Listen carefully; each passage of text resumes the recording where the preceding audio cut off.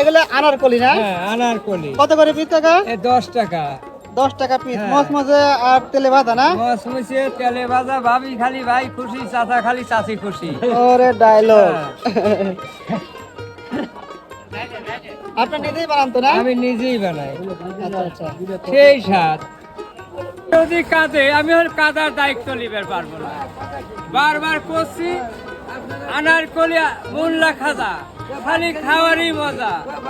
কে রে এত স্বাদ, কে রে? ভাবি খালি ভাই খুশি আর চাচা খালি চাচি খুশি। আসেন তাড়াতাড়ি আসেন। প্রতি পিস 10 টাকা না কাকা? প্রতি পিস 10 টাকা।